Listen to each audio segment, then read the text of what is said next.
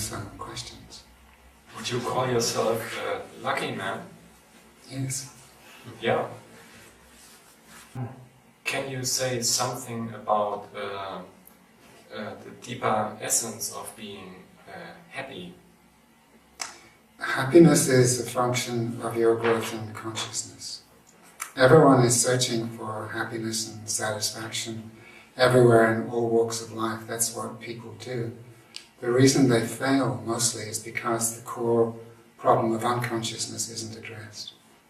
And until this core problem of unconsciousness is addressed, happiness will be fleeting at the best. When consciousness becomes your natural state, more than happiness follows, bliss follows, love follows, compassion follows, understanding follows. So the key question really is how to develop consciousness. Then all of the problems of life dissolve. Bliss becomes your natural state. Bliss is really a byproduct of awareness and consciousness. Bliss isn't a mood, it isn't a good mood like happiness. Bliss is a state of being, it's a reflection of who you really are. It's part of that manifestation of consciousness. It comes dancing in 1,000 ways all the time, every day. And it has nothing to do with circumstances or who you're with or if you're alone. It's just there as a byproduct of consciousness. So this bliss is more significant than happiness. Is there a possibility to invite this bliss, to invite blessings? You can try, that's what everyone is doing. Everybody wants to be happy, everybody wants blessings. And everyone is trying in various ways to get what they want and to be happy. But of course they look around, they don't succeed. And the reason they don't succeed is because the core problem of unconsciousness isn't addressed. So rather than trying to catch bliss directly, I recommend that you focus on growing in consciousness, and bliss will follow automatically without you trying to grab it. And not only bliss, love, compassion, understanding. All of the spiritual qualities arise spontaneously in a climate of consciousness. Even if you don't practice compassion as a seeker, if you just practice growing in awareness, compassion will arise. Even if your heart is dry and dead and closed, love will flower in the driest dead old heart. Do you recommend the technique or method? There are many methods of meditation, but central to them all is being present to what's happening now. So what I recommend are natural and simple methods that anyone can employ anytime and which support you being present fully with the experience that's happening now. For example, breathing is happening. There's energy moving in the body. There's a lot of information coming through the senses. By tuning into this information non-verbally, not thinking about it, just directly experiencing it, you're in meditation. So meditation is a very natural state of tuning into what's happening now without thinking about it. A direct experience of who and what you are right now. And most people are not conscious of even a small amount of the information which is coming to you every moment. Consequently, most people are not really fully alive. Mostly people live in a small mental prison, which is very limiting and is right at the heart of their suffering. And meditation, or tuning into what's happening now, takes you out of the mental prison and connects you with your reality, and through that starts to open doors to a higher reality. Would you call the question, who am I, a technique? Yes, it is a technique. It's a very powerful technique and one of the best methods for awakening that has ever been devised. The reason it's so powerful is that it uses the mind to search for its own source. It turns consciousness back on itself in a quest to know where it comes from. Who am I, or what is awareness? What is consciousness? Can you say something about the practice of questioning who am I? Is it so that I do not wait for an answer, and if there is an answer, I do not heed it? There are two stages to this method. The first stage uses the mind to investigate itself at the ego level. So you're asking, who am I, at the ego level. Then there is an answer. You'll say, I'm a man, this is my name, and other practical information. Once you've exhausted that ego practical inquiry of who you are, then the real stage of deeper inquiry begins. And the second stage is the most beautiful stage, because it doesn't rely on any verbal answer at all. You've already exhausted the verbal answers. Perhaps you've also explored verbally some spiritual realms. You've said, I am consciousness, I am God, I am Satchitanand, I am whatever, some verbal, intellectual, spiritual concept. All of that is now finished. Now the real stage starts. And this last stage of inquiry is only suitable for people who have already done quite a lot of spiritual work and are prepared through meditation for encountering the final frontier. And this last stage is fundamentally different than almost all other methods, in that it's looking backwards towards the source of consciousness, rather than being engaged in the consciousness of the world or the body or the mind or the emotions. A better question than who am I? Who am I presumes that perhaps you're a person. A better question is, what is awareness? And the reason that question is more powerful is because the ultimate reality is awareness. And by practicing the meditation methods I talked about earlier, tuning into what's happening now, awareness develops. As it starts to develop, it creates a momentum of its own. It starts to reconnect with its source. Its source is cosmic awareness. And when awareness has developed sufficiently to have some momentum of its own, then this inquiry becomes significant and relevant, because then awareness turns around and asks itself, what is awareness? And in this inquiry into its own nature, awareness is expanded tremendously and rapidly. And to this question, there is no verbal answer. The answer comes in the form of heightened awareness. If a verbal answer arises, take note of it, and then ask the question again, what is awareness? And wait silently for awareness to reveal its deeper mysteries to you. And this inquiry has a beginning, but it really has no end. Awareness is always revealing new depths, new heights, and mysteries. So the answer to who am I is awareness. That's the intellectual answer. To know that experientially is a hugely different proposition. For me, the purpose in asking this question is that I'm getting a feeling of what being is. Yes, it gives you a feeling of what being is. And more.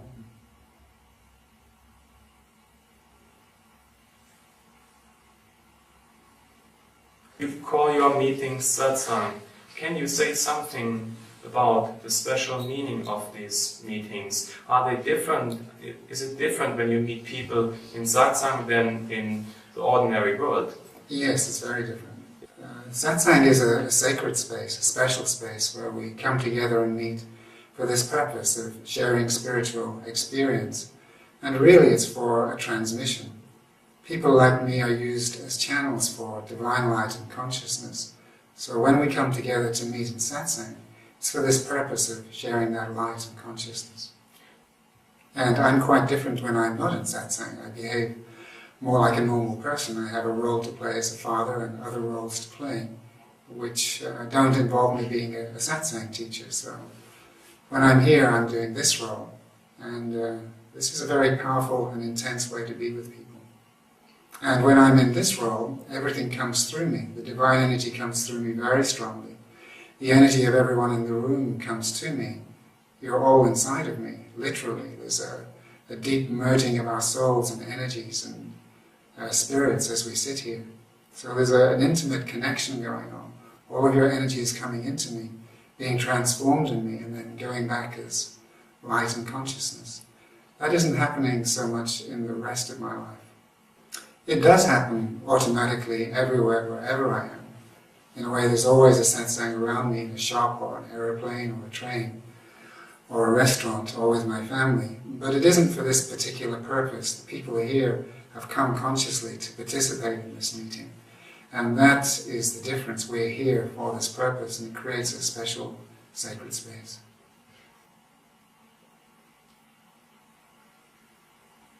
You recommend to attend as many satsangs as possible, but can it also lead to confusion when one attends satsangs with different masters, with different teachers? Yes, obviously it can. If you're trying to integrate and apply different teachings which are contradictory, of course, confusion will arise. I avoided that confusion by staying with one teacher for most of my journey. And that's the traditional method, and that's the method that is certain not to generate confusion. But times have changed, and people in cities are attending satsangs like they're attending movies. But even if that confusion is going to arise, eventually the confusion in the mind will subside when they find their own understanding. And energetically, they're always being benefited by satsangs.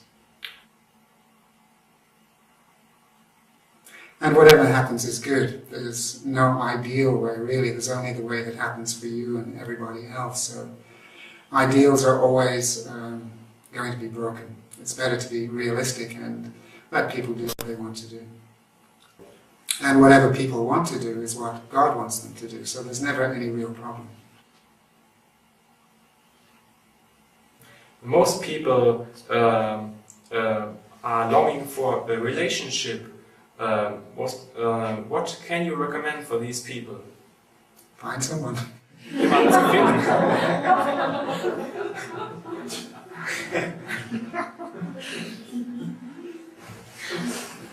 The reason they're longing for a relationship is primarily biological. Human beings are programmed to desire relationships so that the species can reproduce. If we stop reproducing, we die out. So relationships are the means by which children come into the world. It's a necessary biological attraction.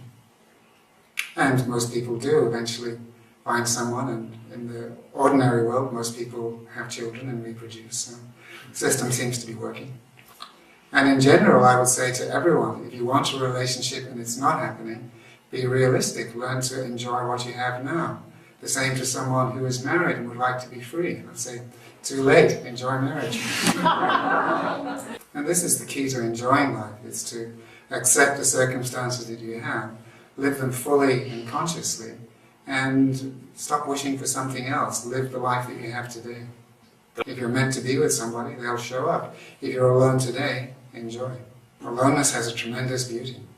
And relationships are very beautiful also. Whatever happens is good. And this habit, by the way, of wanting things to be different from the way that they are, is right at the root of suffering. Learn to become a lover of reality, of things as they are in and around you now. This is the life that you have. It will change as time goes on. But right now, at this moment, things are like this. When you recognize things are like this now and focus on becoming more conscious with how they are rather than trying to change them, you're free. In that moment, you're free. Next moment, the mind will come back and make up another story. You recognize that and come back to things are like this now. Bring more consciousness into this now. And for another moment, you're free. And this is the basic spiritual meditation practice that leads to freedom immediately. Anytime that you apply this, there's a moment of freedom. As you apply it more and more through the days and weeks and months ahead, consciousness grows and grows and grows. Acceptance grows. Consequently, the ego gets smaller, starts to dissolve, slip away, go to sleep for a while. And then the last stage of inquiry becomes possible. The last stage is what is awareness.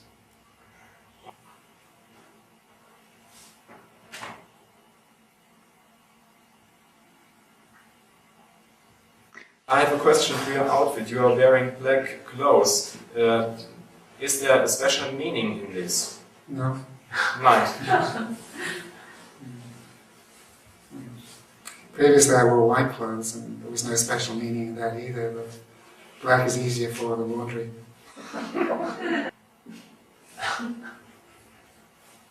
That does remind me to the therapists in Pune. They wore black clothes. That's true, and black does absorb negativity and it does help people in doing the work that I'm doing, but I was equally comfortable in white or orange. I tried for a while too. That was fine also. For practical reasons, I prefer black.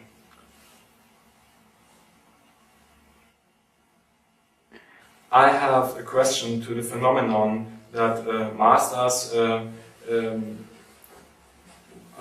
make a distinction between them and other masters. For example, I have experienced that one master did not want that a calendar was sold on his desk because there was the image of another master in that calendar. Does this distinction happen out of compassion for the people that come to that master? I don't know, I can't speak for these other people. So you do not see a necessity to distinct you from other teachers? Well, obviously there are distinctions, but there isn't any problem in being distinct. The only problem with different teachers is the one you mentioned earlier, that people attending different satsangs become confused. That's the only problem. Otherwise, we're all doing the same work. We're all bringing down the light from the beyond into this very planet Earth. So we're all working together. There's no conflict of interest. The methods may be different. Some of the beliefs may be different. The fundamental work is the same. So we're all, in one sense, working together. I'm very happy there are lots of other people doing this work. It would be impossible alone. We need a network of enlightened people to raise the consciousness of the Earth.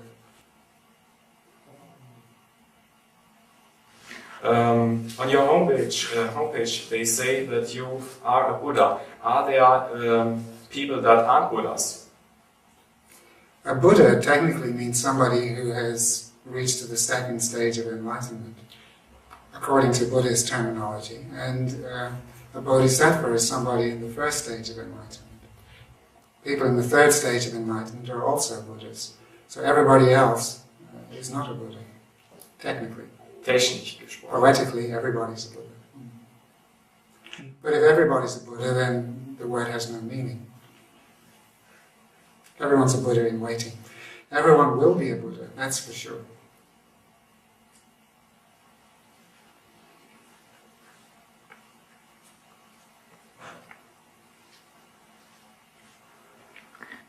Do you see yourself in lineage or in tradition? Not really, no. I spent most of my spiritual life with Osho and with some other teachers after he died. And I'm very influenced by Osho's teaching. But I don't see myself as being in his lineage. Something new has happened to me which I didn't get from Osho. And what's new that's happened to me is divine possession by Source, by the one power that manifests the entire existence.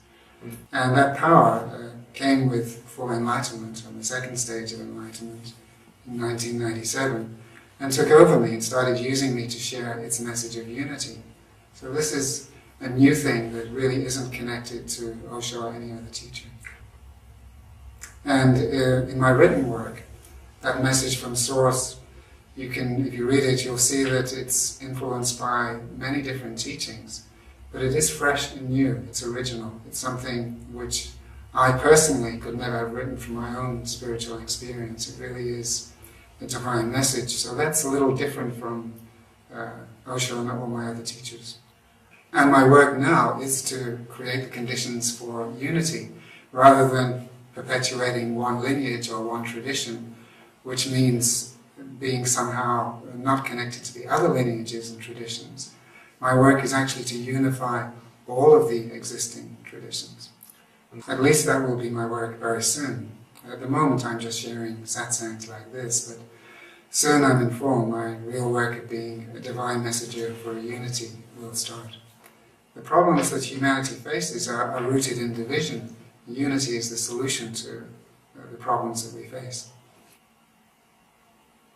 So this didn't come from Osho or any other teacher. So really it's the start of a new tradition, the tradition of unity, where we don't just talk about oneness, we actually put agreements and understandings in place which support oneness, where we find a shared understanding that people from every religious and spiritual persuasion can agree to. That sounds a huge and impossible task, and I have personally no idea how to do that. But if it's meant to happen through me, it will. Could you call oneness also non-identification? You can call it that if you like to. But really, oneness means exactly that. It means oneness without two. That's what Advaita means. It means oneness, not two. This oneness refers to the absolute reality of Source, where there is totally undifferentiated consciousness. Nothing exists other than that one consciousness as Source. That oneness in its purest form can only exist in the absolute realm. It doesn't exist at the physical level. The level of physical bodies, there are separation.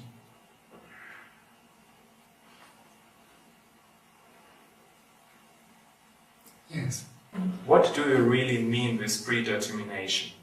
Predetermination means that everything is created in advance. It means that Source, the one power, created every detail of all existence, including everything you'll ever think and feel and experience in advance. So the story of your life is already written. Your reservations are already made. This understanding is very powerful spiritually, because if it's true, what it means is that the ego really has no useful function at all. The positive function of the ego is to try and manage and organize your life and get the best for you. If it's already organized and arranged, if the movie is already made, then the ego has no useful function. How do I know that? Sources inform me.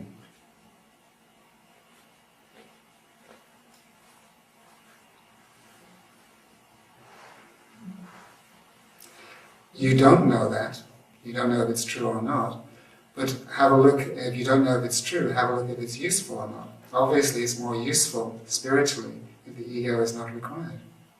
Give it a try. Experiment with living as if the next moment is already planned and see if you have to create the next moment or if it just happens. And no, it doesn't. Well, it makes it senseless from an ego point of view. That's absolutely true. Now, if you're identified with the ego and you want to keep control and manage your life according to your agenda, then this idea will be unattractive to you.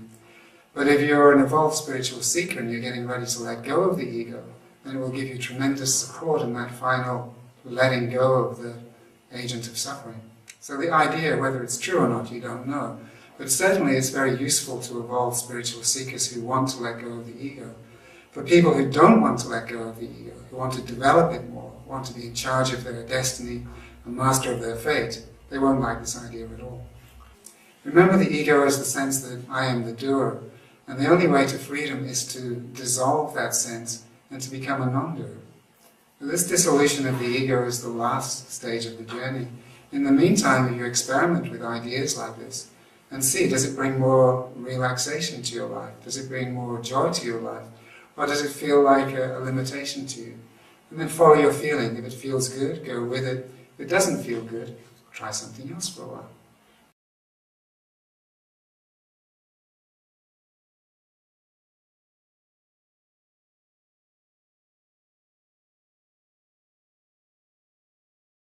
And the other way, surrender isn't for everybody, acceptance isn't for everybody. Sometimes it's appropriate to be consciously developing the sense of I can do it, that which is the ego. It's just good to know where you're up to and be total in the method that you've chosen.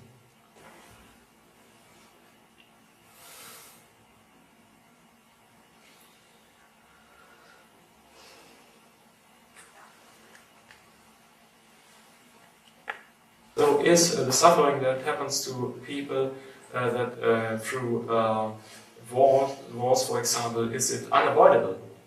Yes, suffering is unavoidable because it's written into the story by Source. And Source writes equal amounts of negative and positive into everyone's story. So the negative is unavoidable and so is the positive.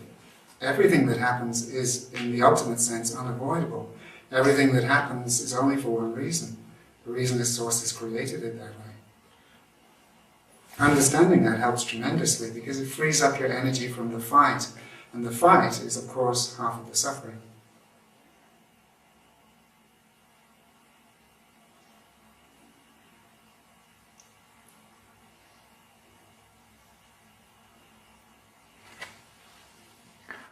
What do you recommend for dealing with strong emotions?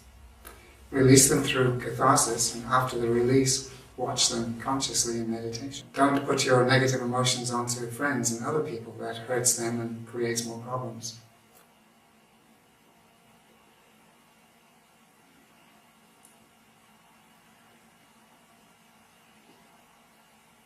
Are you touched by the suffering of other people?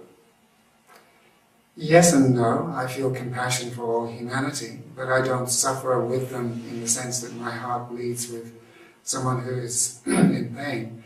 If it did, I couldn't do my work. My work is to spread love and light, not to cry with somebody who is suffering. So yes, I feel for humanity, but I don't cry with them. I send them love and light. Or more accurately, God does that through me.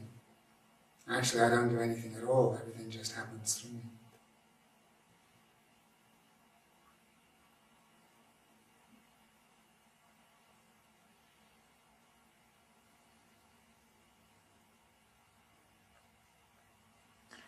Maitreya, I thank you for this talk.